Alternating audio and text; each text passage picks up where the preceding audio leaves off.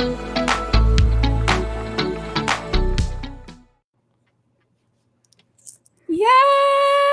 Hello, everyone.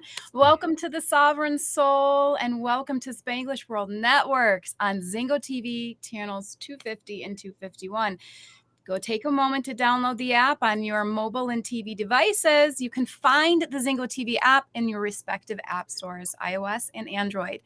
Be sure to leave us a little comment. Let us know how we're doing. Be sure to rate this at the top of all the ratings, all of them. Give 5 stars. 5 stars, people. You can find Zingo TV also on Google Chrome, Amazon Fire Sticks, Roku Sticks, and all smart TVs 2016 and forward. Happy Sovereign Soul Tuesday, everyone. Welcome.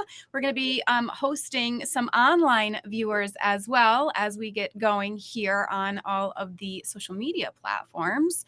I'm super excited. I'm super excited to have you all join us. Big shout out to all of our repeat online members. Be sure to save this in your folders. Make sure you share this on your pages, in your groups, on your profiles, all the things.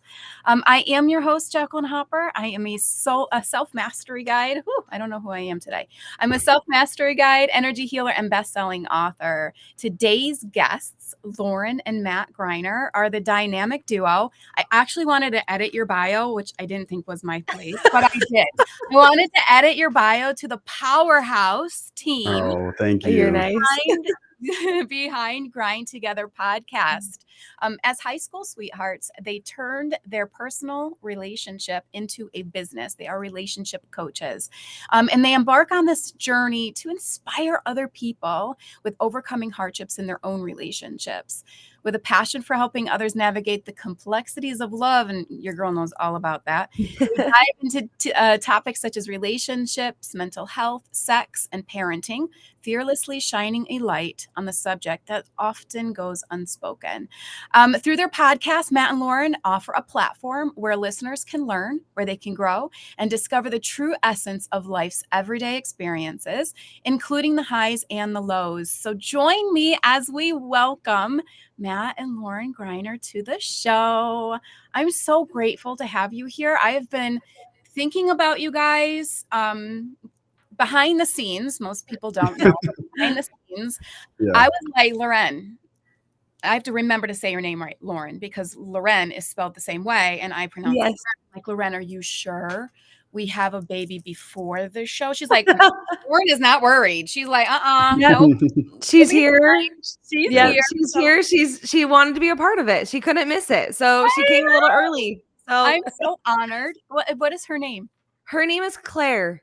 Claire. Oh my God. Yes. Freaking perfect. Hello, people. If we know what we all are here for, we're all here to talk about so much energy, so much love, so much universe stuff, so much relationship stuff. This is going to be so incredible. I'm so excited to have you. Thank you so much again for joining us. Welcome, Claire. Thank you for joining us. Congratulations. Thank you. Thank you. We're excited to be here. So thank you for having us. Thank you so much, Jackie. It's so good. It's so good. Give the audience, I should say, a little bit more about you guys, your background, who you be today, and how it all started for you guys. I'm like, do you want to start? No, yeah. Okay. So, again, we were high school sweethearts. We were 17 when we started dating, and we got married when we were 21, and we've been married for 10 years. Just like everybody else, marriage goes up and down. We've had 4 kids together now with this one. And yeah, there's been highs and there's been lows. Mm-hmm. And it was interesting that in the low times of our marriage is really when we found our relationship. And when we were living in just like an apathetic state, just like not really going through anything, just going through the motions, we weren't really living. And so as we really got down to like, addiction, there was like, we never cheated on each other or anything like that, but we really found ourselves where we got to the lowest of lows, and we were like, okay, cool. How are we going to climb out of this? And then we really wanted to help other people do that as well. So I think that's kind of like the gist of our story, but we'll dive into it a lot more. Yeah, of course. No, definitely. Now this became a business for you, for the two of you. Yes. Yeah, just recently. So it was kind of something that we were like so passionate about, but it's always scary to take that leap to like, kind of jump off the cliff and be like, okay, we feel so passionate about this, we feel so called to it. So just almost like 6-7 months ago, Yeah. we like dove headfirst into making it a full-time business for us, which was scary just with a baby on the way. We have 3 other kids, like Matt mentioned. And it couldn't have been like a better move for us. So, Yeah. I mean, just the unknown of doing things that scare you, they pay off most of the time. So, They pay off all the time, girl. They pay yes. off all the time. Yeah. Yes. Now, did it start with your podcast? Because your podcast is a pretty big deal, from what I'm told. Yeah. So it was interesting one day, and I don't know how much of the story you want, but one day Lauren came to me and she's like, I don't know why. She had just gone to I went to a Kundalini yoga class Mhm. for the first time Yeah. ever. I was kind of in a weird mental state. Like, I was going through a lot of mental health stuff during the time, and I just wanted to find something that I could do for me. So I was taking like a day a week just to do something for myself. So I had found a studio close by that offered Kundalini, and I was like, I don't really know anything about Kundalini. I didn't even know how to pronounce it when I went. I was like, I'm here for some yoga class that starts with a K. And I showed up, and if you know anything about Kundalini, it's inspiring that I received so much Yeah. information while going to those classes before I even knew. Yeah. So I went to a Kundalini yoga class and I got done, and I was like, what did I just experience? That was so cool. But I was driving home and I called Matt on my way home and I said, I don't really know why I feel like this, but I feel like I feel like I should start a podcast. It was just me at the time. And I was like, but I don't know what I would talk about. And I don't know. It seems weird. I don't think I should do it. And so then a week went by, I went to the class again and I called him again on my way home and I was like, no, it's supposed to be both of us. And he was like, what? Like, no, this is no, like, you just go do it. I'll help you figure it out. And I was like, no, this doesn't work unless it's both of us. Like, it's supposed to be both of us. Like, I need you. And so it kind of went up from there. We kind of slowly got ready for it. I think we kind of avoided it for a while. We had some really good friends who just pushed us finally, and they were like, you guys need to do this. You talk about all these things with us and with other friends. And we really felt like what we had to share and the things that we had to talk about were really important, and people needed to hear it, and they needed to know that they weren't alone in the journeys that they were going through. And so that was really important to us. And so we kind of did that, and it's been amazing. We've loved doing the podcast. It's been such a treat. So it's so funny because when I got to meet you in advance of the show, a lot of the I'm going to probably like literally blow the door off of privacy here, but I'm going to do it. A lot of the focus was Matt and Matt's gifts and how he's expanded in his gifts. And he was just like, this girl won't own half the shit that she knows. Like, we're just going to sit here and, okay, play along. And it's just so funny because that, as a self-mastery guide and teaching people their psychic gifts, their intuitive gifts, their healing abilities, and how to really become home in themselves again, this is often the conversation that starts our journey together, because it's like, no, you are way more psychic than you know yourself to be. You're way more intuitive than you feel, connected to. So listening to you tell that story, it's like freaking perfect. Thank you, Lauren. It is so perfect for our viewers. While this isn't the topic, I do point this out whenever I see it, because people don't realize until they realize, oh, it's not that difficult to connect to myself or my gift. Oh, it's not that hard to explore this and understand it without the complexity that's often put on it. Like, it has to be fireworks and it has to be this profound experience. Like, it can be taking a yoga class after being pushed by the universe for self-care time. Perfect. Yep. And having this be a revelation that you experience during the process. I love it. I think it's amazing. I think Thank you. Thank you. Yeah, no, it's been great. Yeah. So the podcast starts. You're exploring the podcast. Oftentimes, what I know about spirit, what I know about the universe, is we start these big ventures, right? And especially if we're doing it in our partnerships. Now, I mean partnerships, the intimate partner, the spouse, the best friend, the child, even family, the family dynamic that you all have as well. When we start something like this, usually they say, it goes to hell in a handbasket, or all hell breaks loose, or spirit really shows up and starts challenging us. So, like, what did you find to be within the construct of the relationship between two of you, did you argue about like what topics you were going to talk about? Was there anything off limits Yeah. with the other one? Well, that was interesting. And go for it. Well, I was gonna say, like, we started the podcast. We didn't know why we were gonna start the podcast, and in our relationship at the time, our relationship was fine. Like Matt said, we were kind of just living in apathy. We were just kind of in a state of like, life is great. Why would we complain about anything? This is awesome. We started the podcast in August, and the first topic that we decided to do was actually Matt's idea. It was on suicide and mental health, and so that for us was kind of a big topic. Jumping into doing a podcast, we were actually both really nervous to have that be our first episode because we originally were like, no, it's going to be kind of more lighthearted. We'll talk about sex and all the juicy stuff that people want to hear about, and we just felt so called to do this episode on suicide and our mental health journey there. But it was like maybe 3-4 weeks after Matt came to me with a bunch of stuff that he had been kind of keeping internally. And our relationship between the first like launch of the first episode to like September kind of blew up, to be honest with you. And it was like borderline, okay, what are we going to do? Do we get divorced? Do we stick it out? Do we like, what's happening? I thought like there was just a lot between our relationship that there was just a lot of unknowns because we hadn't talked. He was hiding stuff. I wasn't telling the truth, all these kind of things. And so kind of being able to, it's funny that we started this podcast and the universe was like, hey, let's figure out your relationship. And we go back now and I'm like, oh my gosh, I tell him all the time, I'm like, thank you. Like, thank you for doing and being brave and like being so vulnerable and open with me, because it has allowed me in our partnership to do the exact same thing, just on a different scale. And so it's funny with relationships that tends to happen. Yep. But it's also, as far as like choosing topics and things like that.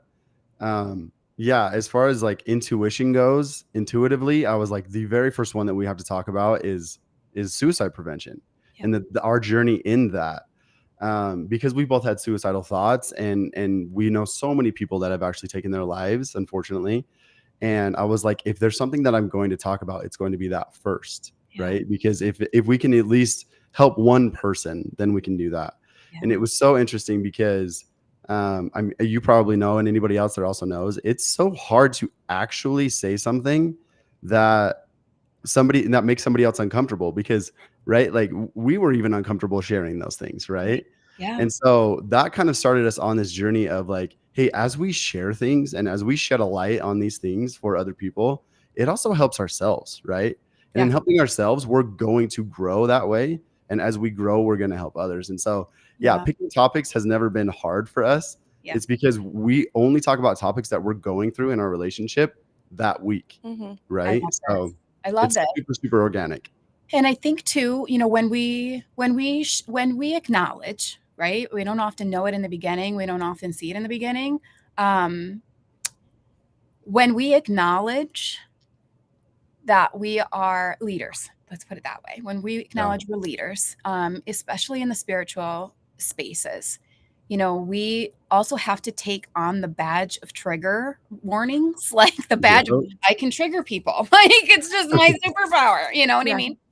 Because you're right. In starting my business in 2017, like there were things that I didn't know that I really felt comfortable going out and sharing with people, and then sharing with the people it was supposed to be shared with was kind of like, oh shit, you really want me to tell them that on live? Can I just reach out later? Like, holy crap.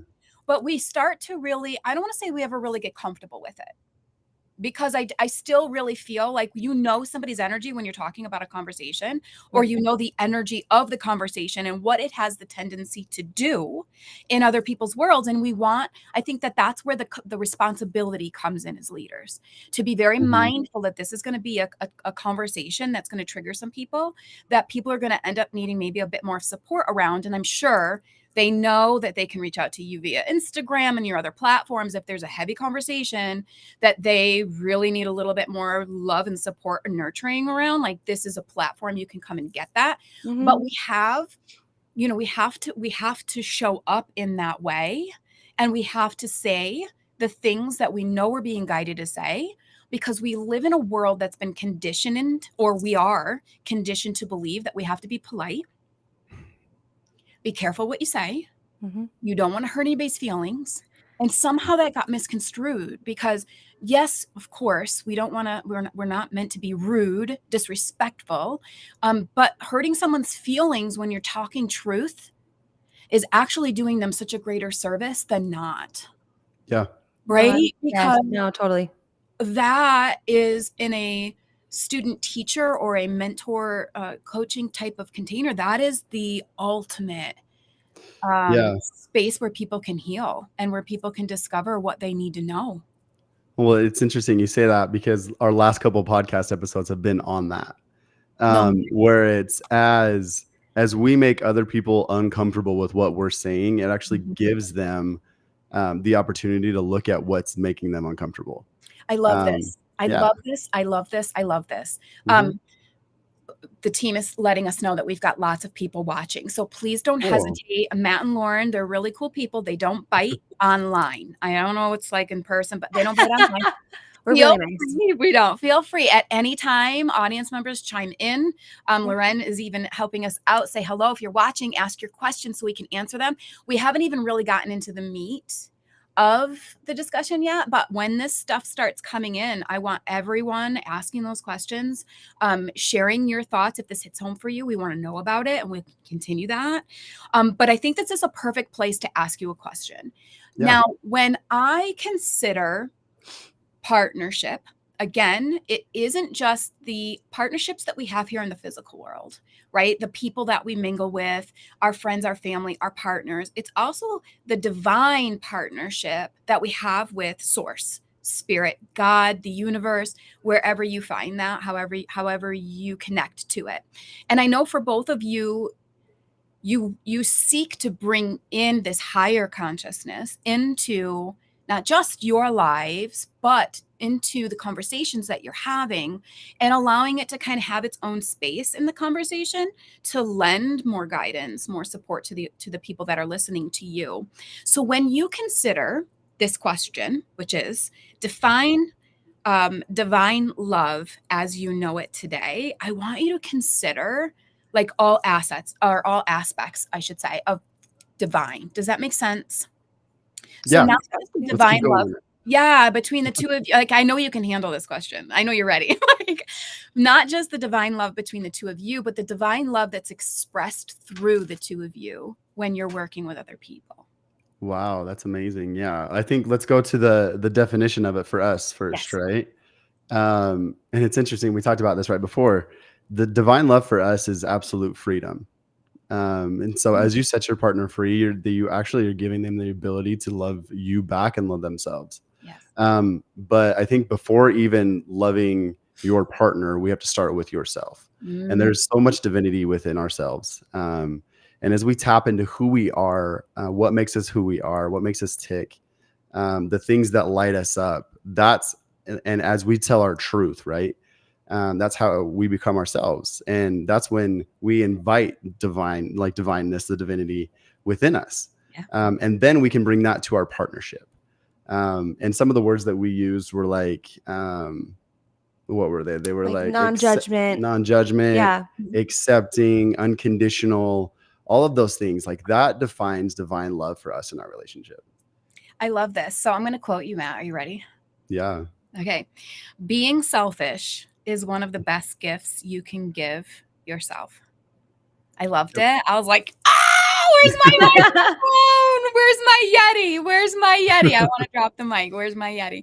I love this. Being selfish is one of the greatest gifts that you could give yourself. When you consider that with what you just said, when it comes to partnership, how is that possible? How do it from a Matt and Lauren perspective, but do it from Coach Matt perspective as well. How is that possible? And why is it so beneficial? Yeah. This is a hard topic for everybody. And it's something that like we literally just went through this last week. So it's funny that you're like, we talk about being organic. We go through the same things where it's like being selfish and how does that affect your relationship? And is selfish really a bad word? But yeah, I think that's funny that this got brought up. And so in a short form, it's as I fill up my cup, I'll be able to fill up the cup of other people. Right. Hands down. And so if selfish, yes, you're right. Like it is like there's a lot of negative connotation around it. But if I'm selfish in the things that I'm doing and I genuinely choose to want to be in a relationship. I genuinely choose to want to be in a career. I want to have the kids. That makes me pretty damn selfish because I'm doing things that I want to do. Right. Yes. But guess what? As I'm doing things that I want to do, I'm actually serving others. And so we talk about selfish, and selfless, right? For us, they're one and the same. But what you're doing is that you're choosing for yourself to be in the positions that you're in. Right. Yeah. So, And society, again, back to conditioning, but this condition that you have to put everybody else before you put yourself first. Yeah. It has gotten us to a really crazy space of depletion within ourselves, first and foremost. And then it can't help but be poured out into the relationships we have with our kids, yeah. into the relationships we have with our partners, because we aren't being selfish. So Yeah. in my Becoming, I said, and I quoted this last week with Howard as well, because it's been a theme throughout this first month's TV episodes. The universe is full of itself. I said in the book, the universe is full of itself. It's completely full of itself. It knows nothing but itself. Yeah. And it's all love. It's a vibration of frequency of love. That's it. And out of that frequency, it said, in order to expand more of me, I need to know where I could be lacking to fill a void, to express myself more. Yeah. And so let there be light, but here we are. Hi. And as we have our individualized, journeys, we are being challenged. We are being stretched. We are being triggered. And as we heal, we learn, we grow, and we express more of ourselves, which is the essence of love, which is the divine essence itself. And so you're so on it, because this is something that I've taught for years now. And at first it was people in the audience would be like, girl. But as we had the conversation, as it landed, and as people got more comfortable being selfish, then, it started to become something that people re-identified for themselves, because you're right. It has a negative association to someone that is not mindful of anybody else, but it actually is the best thing you can do for yourself, because you can't be mindful for anyone else. Like, you have to be only mindful for self. And so I love this. My thought is that relationships are our greatest mirror.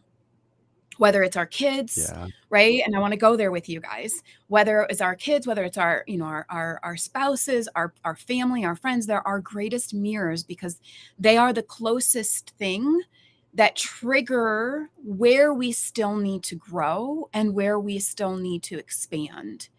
Now, when it comes to like being mom and being dad and maintaining the relationship between partner and then, parenthood, how do you support yourselves, and how do you show up for others to support them with that balance?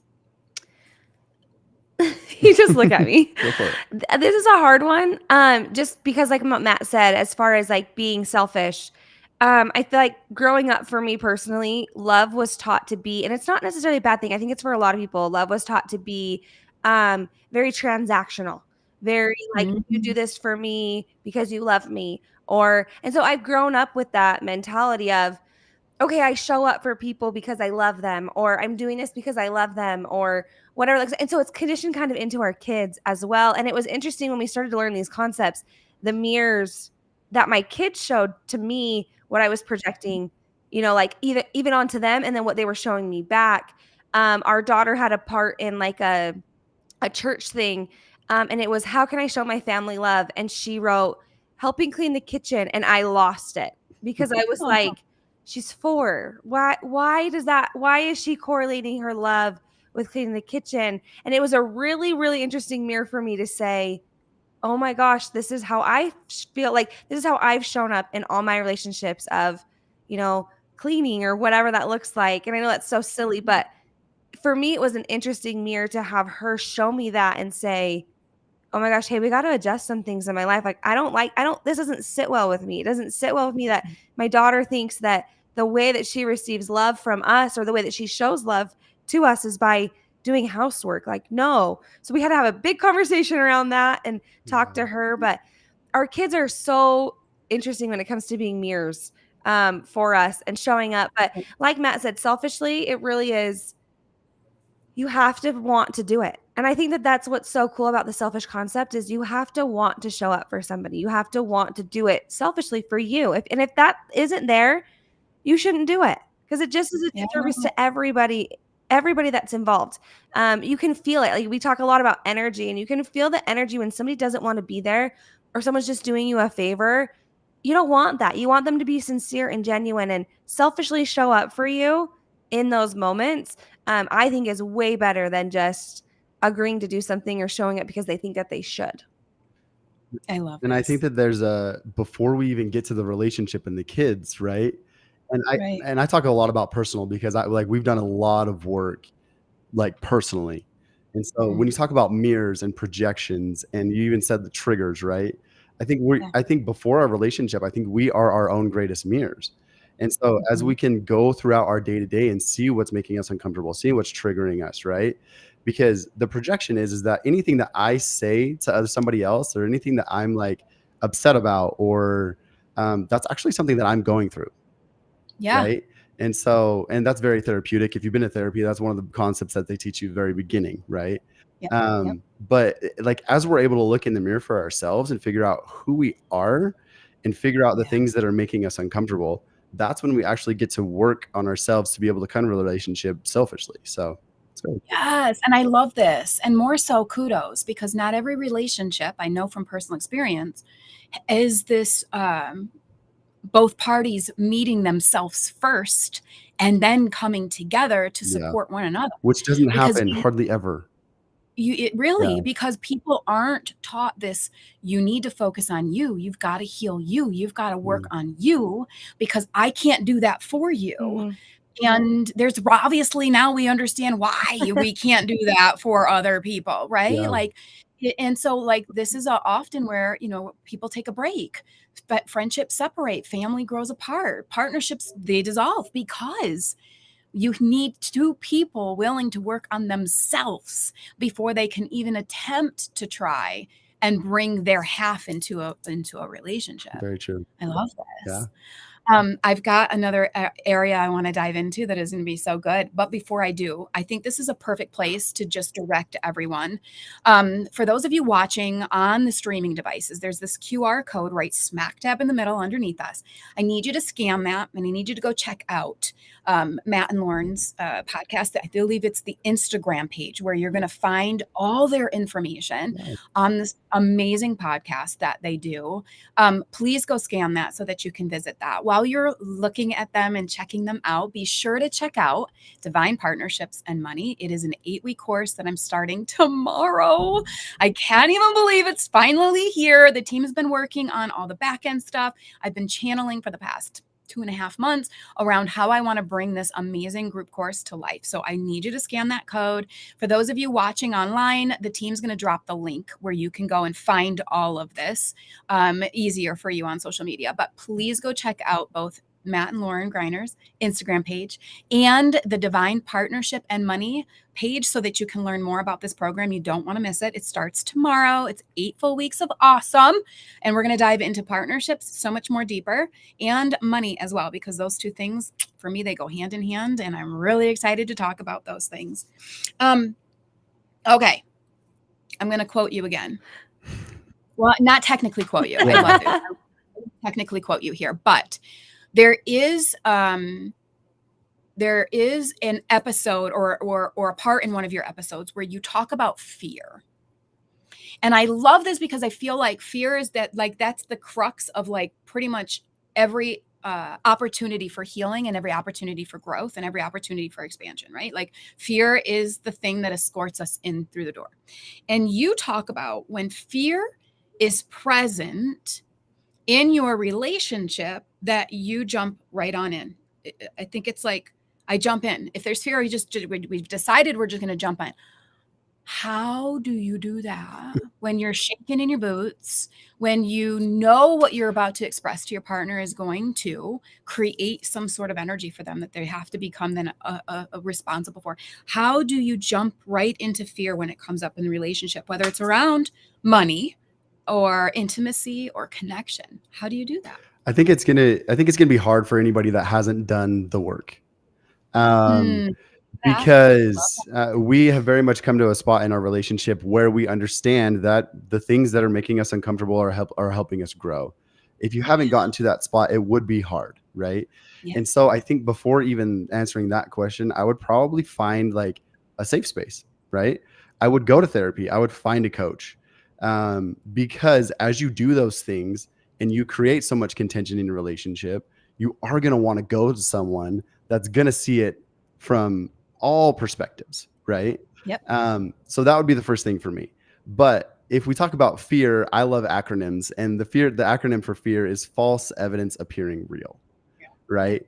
And so if it's not real, then why wouldn't I go jump into it, right? Mm. Because anything that's, again, if this is the topic of what we're trying to say, anything that's actually scaring me is going to make me better if I just do that. If I just Yeah. stay in a state where I'm not doing anything with my life, or we're not progressing as a couple or in a relationship, then we're not refining ourselves and growing, right? And so, Yeah. I think also it's interesting in partnerships or like any relationship, not even just like an intimate relationship. Diving into that fear, like I mentioned earlier, allows your partner or the other person participating in the partnership to show up in another way that maybe they weren't aware that they could show up. So yeah. so sometimes those conversations or those topics or those things are hard to do. But we always say like your mess is your mess is your message. Mhm. And we really believe that. Like as Matt was honest and vulnerable and had this scary conversation of like, I'm gonna tell my wife this, and there's a good chance she may walk out the door. It allowed me to be so present and so Yeah. kind of like, okay, wait, I actually have some work that I need to do. And it's allowed me to be a completely different person than I was a year and a half ago.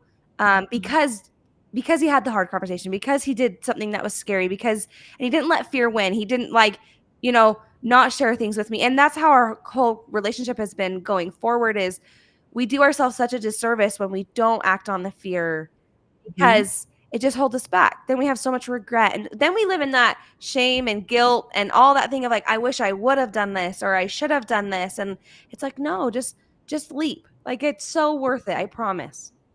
It is. I love that. And thank you for sharing that because I know again, this is you guys are so open about this and brave with regards to what you share, but it still can be raw in some spaces. Mhm. But I think, I love that fear, false evidence appearing real. I teach on that as well.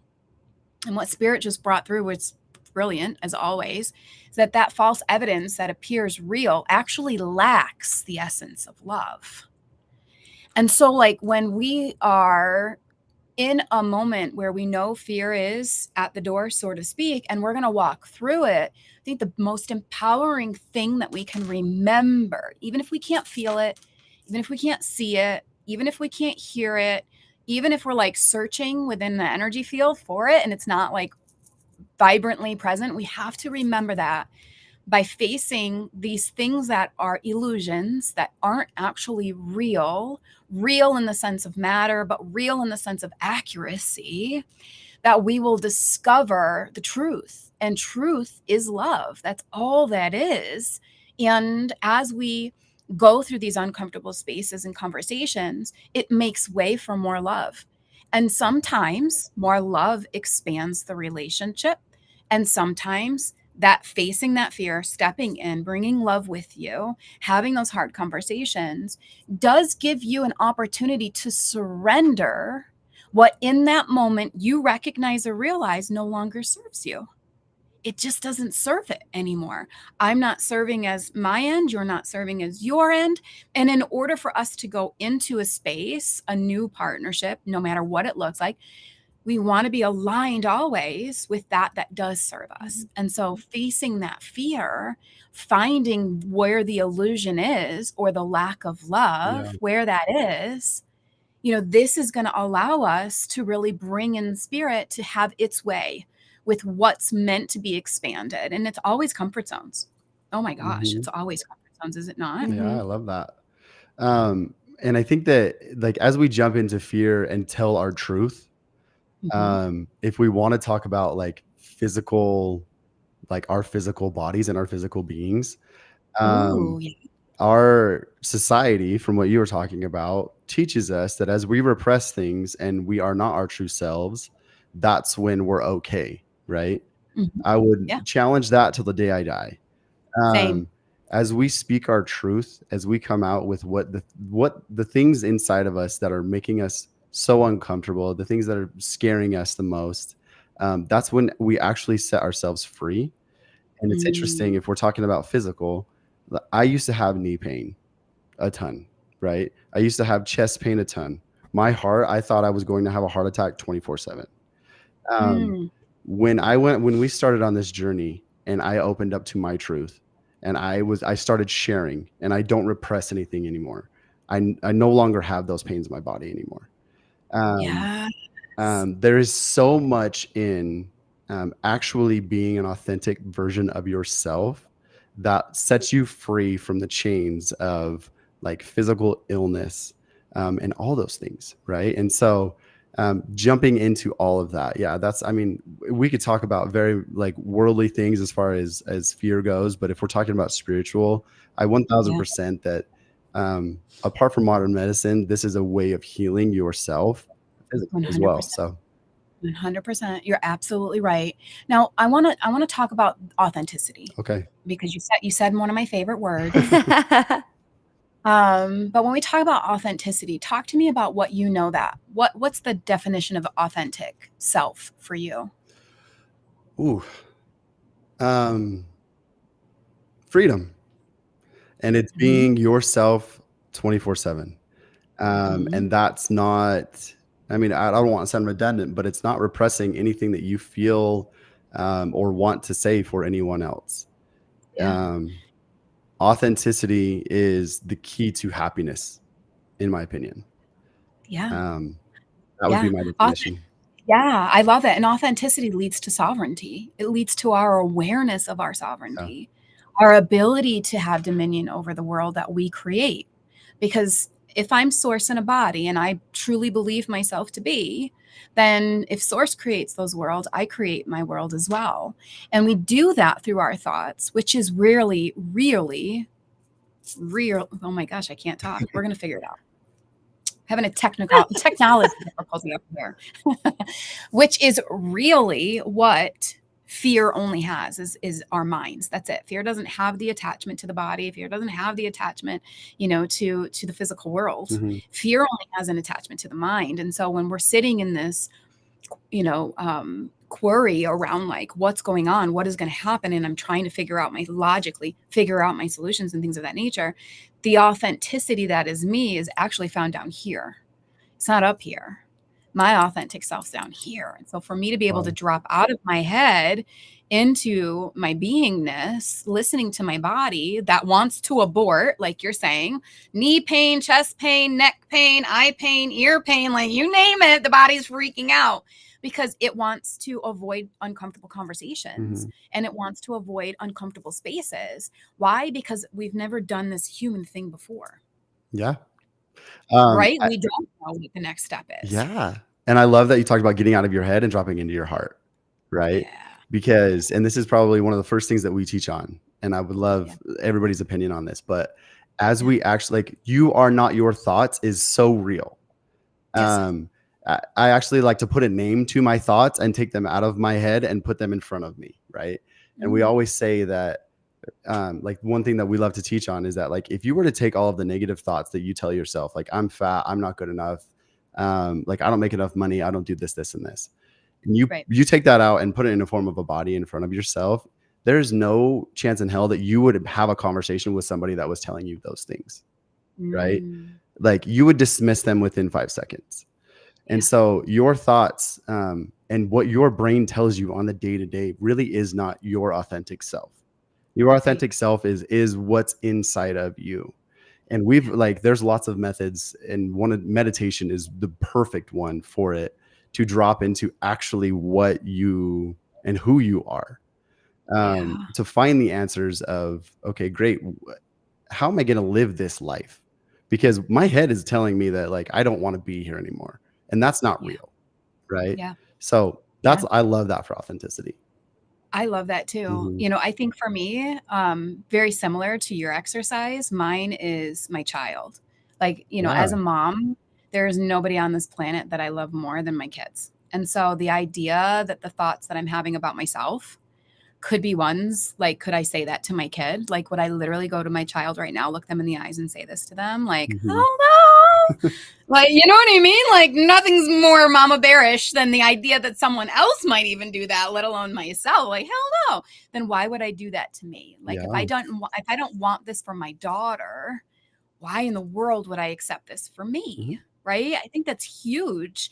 And as that exercise is something that we teach on as well, meditation is definitely one of those spaces, but for me it's been journaling. Very Oh, cool. nice. Journaling is huge to help us really see that thought, right? Or that state of being, and to dive into understanding it more, because you can't bring love into something that's lacking understanding. Yeah. Jackie, can I ask you a question? I know this is Yeah. roles reversed. Can you, Yeah. just for yourself, can you Yeah. define sovereignty? How For you, myself, yeah. yes, for myself, it is my connection to the dominion that I hold Okay. and the personal power I possess to create the reality that I desire. Perfect. I Okay. love that. Love that. Yeah. Yeah, I'm not sure if you, for your audience, you've defined that. And so for us, that's perfect, because we talked about Oh like my God. finding your power within, like Yeah. source, right? Everything here. I love that. And so, Yeah. yes, being sovereign is being such a powerful and free being. I love it. Okay, cool. Absolutely. Yeah, no, I love that. I love that. And I think that at the end of the day is what we're here to teach through our acts of selfishness, Mhm. right? Through our acts of diving into ourselves first, and then being able to express what we find to those that we love, right? The closest partnerships we have, Yeah. and even teaching them, how to do that. For my kids, that's definitely been a game changer, showing them their power, teaching that to them. I think it stopped with Lauren. Big shout out to Lauren. I'm so sorry that it had to stop after you, that it didn't stop with you, but I love you. Like, not even paying much mind to like the academic aspect. Like, I know my kid, I know that they're showing up. Like, there's so much of a mental mind F around like report cards and Yes. midterms. Yeah, that's like, listen, no, how did you think you did on that test? Like, you did your best, like, high five. You know what Yeah. I mean? Like, letting them become their own inner level, if you will. That's what they're showing me. The level you put on the wall, make sure it's straight. Making sure that they are their own like that they're connected to their own internal level, so that they can see, I could have done different. Awesome. How can I support you with doing different next time? Because that's all we're meant to be as parents, as buffers. Yeah. And teaching them that they can connect to their own version of sovereignty and do it for themselves without us muddying their waters. Mhm. Wow, that's so cool. And that's funny you bring that up. Our oldest is 8.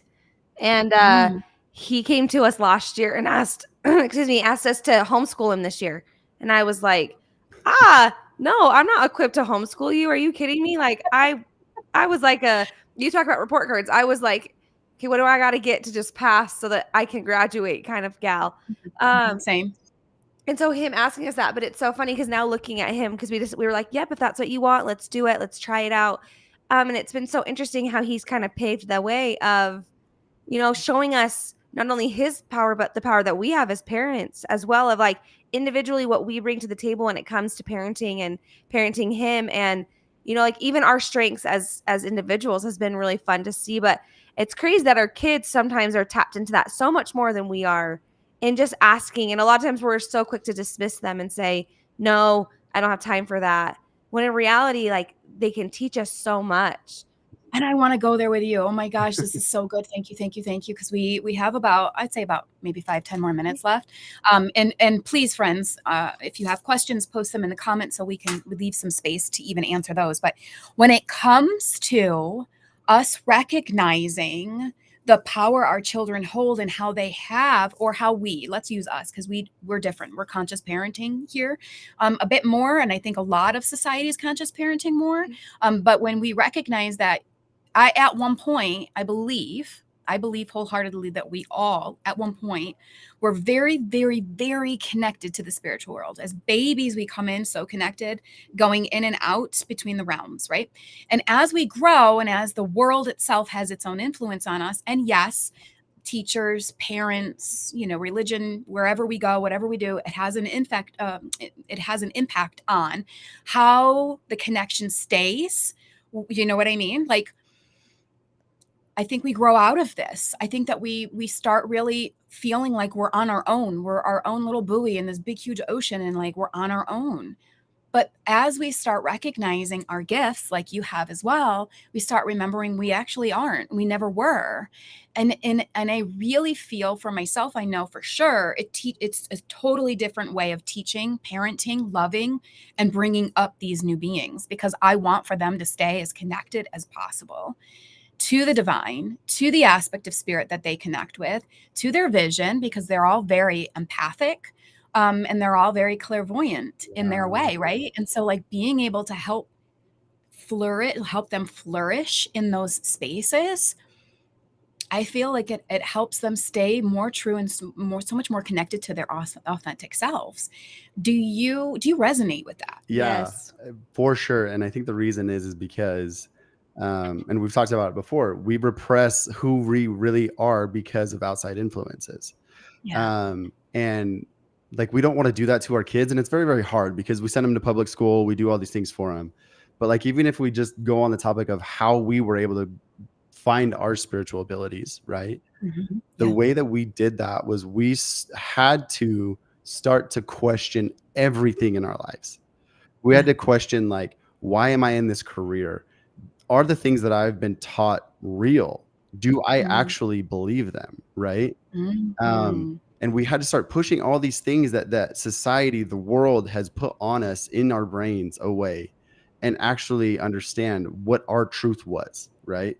And so, and as we did that, like, the most spiritual enlightenment that we've ever both received came. Right. Yeah. Because we just gave ourselves permission to do that. And so, yeah, figuring out a way to do that for our kids, that would be awesome. But I think one of the things that we've tried to start doing with our kids, and I share this just because I'm hoping if it resonates with anybody, they can use it, is Yeah. because we got to do this journey together, and later on in life, right? We're in our 30s, and so we were like, okay, cool, we'll figure it out now, I guess. And so trying to help our kids grasp that a little bit earlier. One of the things that's been really fun, and we have little kids, so all of our kids are under the age of 8, and we have 4, and it's a lot, but one of the things that's been really fun has been helping them tap more into their bodies, kinda like you talked about getting out of your head and tapping into your body. So, like, where are you feeling that in your body when they are upset or they're happy? One of the things that Matt does that I have loved, and it's been actually really insightful as a parent, is before bed, sometimes we'll do, like, just a really quick, like, breathing thing. It's, like, in and out because their attention span is so little, and then he'll have them think of, like, close their eyes and either say, like, "What colors do you see?" Or, think of, like, your favorite place. Like, what, like, go Mhm. somewhere, you know what I mean? Like, kind of a mini meditation in a sense for little kids, you know? Yeah. And it's so fun to see their responses, to see what colors they see, 'cause, we know. Colors align with chakras Yeah, and and we things know, like like, that, okay, where right? do they need help within their bodies just by expressing those colors? And then also the memories that get brought up of, like, go to your favorite place, and it's like, "Oh, I went here, and this was," and it's kind of an insight of, like, "Okay, so you're cherishing quality time with us," or, "Oh, you're connecting to self out because you were out, in the woods and you were skiing," and those kind of things. So that's been really fun to kinda do. I mean, selfishly, honestly, as a parent, to kind of Yeah. tap into that power that they have, but helping them realize what they're doing on their end as well to stay connected to self in a very Mhm. loud world that tells them who they shouldn't be. Exactly. Most certainly now when they're still forming who they are Mhm. and who they should be, right? They're trying to come into their own. It's kind of like we're not fully in our bodies until we're like 21, in my Yeah. opinion. You know what I mean? Like, you're still trying to figure out what the hell's going on. And do I like it or do I hate Right? it? You know? But this is a really good. I love this topic and I want to keep it. We have a question actually from Miss Courtney. She asked how she can help her 12-year-old daughter with anxiety and depression. So when it comes to, I feel guided to do this in this way. So just bear with me. Matt, Yep.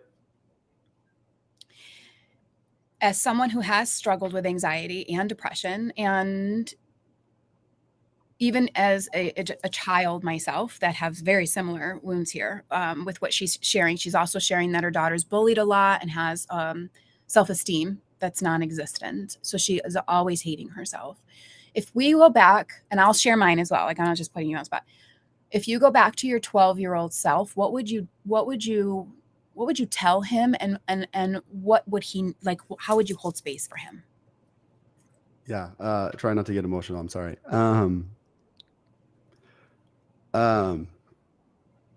At that age, we are so susceptible to what other people think of us. Yep. A very quick, not quick, and it does take time, and it touches a lot of what Lauren said. But my advice for this woman would be help your children breathe. Breath work is huge. We say breath is life. Yes. Oxygen heals. And so if you can teach your child to breathe in the morning and to breathe at night from whatever form of breath work you find, that will help them connect to themselves so much more. And we could go into how that works, but that would be really good. The other thing is help her understand really who she is, and that she is not the opinion of the bully, right? Yes.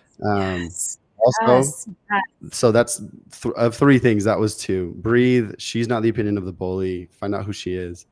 And then the last thing is help her understand the viewpoint of the bully, right? Because the bully is really just, that's insecurity. And big time. And so that bully is actually not powerful, and they're trying to take the power away from you. And so those would be a couple things. I love that. I thank you for that. I thank you for that. This is so good. So good.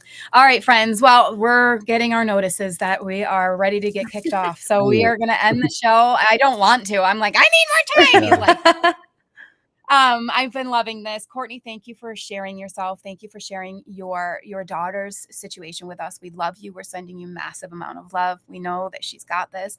And this is going to be adversity that she takes and turns into power. So thank you so much for joining us today. I cannot wait to connect with all of you next week. It's going to be a little solo episode where we're going to wrap up this past month and all the insight that we've received. This show can be heard on Spanglish Radio Network. So please check out spanglishworld.ca for news and programming. Spanglish World, you got to love it. Watch it, hear it, read it, download it, and live it. Until next week. Bye, guys.